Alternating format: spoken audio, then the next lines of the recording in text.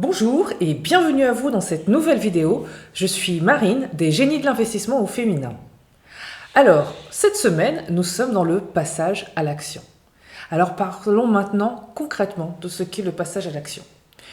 Pour passer à l'action, il ne suffit pas juste de commencer, de passer à l'action. Il faut avoir un objectif.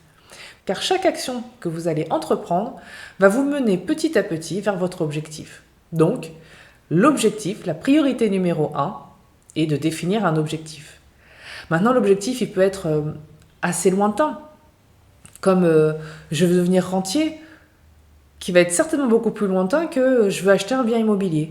Mais quoi qu'il en soit, il faut que vous vous fixiez l'objectif pour pouvoir justement mettre en place ces actions allant dans cette direction. Celui qui se dit par exemple « je veux être rentier » va devoir établir différents plans d'action qui vont être intermédiaires.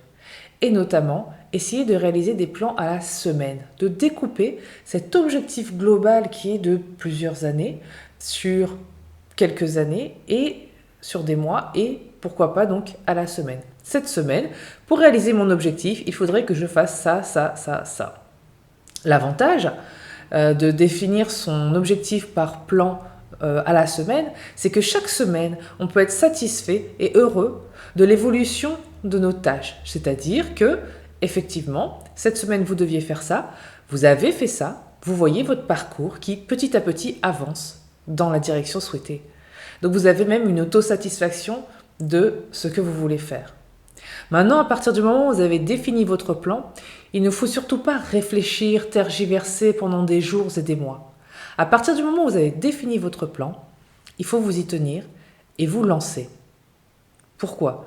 Parce que de toute façon, vous n'arriverez pas à enlever tous les obstacles. Vous en aurez, comme tout. J'ai vu dernièrement une vidéo sur Internet où justement ils expliquaient les vols commerciaux. Par exemple, si vous voulez prendre un vol Paris-Marseille, vous allez avoir deux grandes étapes dans une liaison aérienne. On va dire qu'on va voir tout l'aspect au départ sécuritaire, c'est-à-dire l'avion va être contrôlé, tout va être vérifié, et les passagers également vont être contrôlés, vérifiés, bagages pesés, fouillés, etc. Et une fois que cette phase est faite, le pilote, il arrive, il sait tout ça, c'est checké. Il ne se pose pas de questions, il décolle et il y va. Moyennant quoi, juste pour vous rappeler un épisode qui s'est passé en 2009, le 15 janvier 2009, un avion a décollé comme ça de l'aéroport de New York. Et il s'est pris des oies. Mais il ne pouvait pas savoir avant de décoller qu'elle allait prendre des oies. Il a été obligé de faire un amérissage et donc il est allé se poser sur l'Hudson. Vous connaissez tous cette histoire, il y a un film qui est sorti. Mais qu'est-ce qui s'est passé à ce moment-là dans la tête du pilote, le fameux Sully ? Eh bien, il s'est dit, voilà, tout a été calculé, mais il y a un inconvénient, quelque chose qui n'était pas prévu au programme, qui est venu perturber mes plans de vol. Comment je fais ? Comment je réagis ? Et à ce moment-là, il a mis tout en œuvre pour sauver l'ensemble des personnes donc de son avion. Tout ça pour vous dire quoi ? Que vous vouliez vous lancer, par exemple, que vous vouliez avoir des enfants, que vous vouliez investir dans l'immobilier, que vous vouliez créer votre boîte. Quelle que soit la décision, l'objectif que vous avez en vous, vous pouvez commencer à y réfléchir, vous pouvez voir quels sont les obstacles, vous pouvez essayer de lever les plus gros obstacles.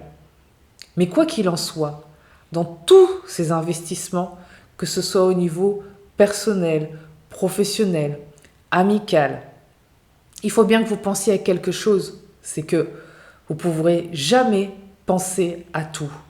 Il faut à un moment donné savoir lâcher prise et se dire, bon ben voilà, j'ai fait les premières réflexions, j'ai vu quelles étaient les premières étapes qu'il me faudrait passer, et les autres, elles se gèrent sur le tard.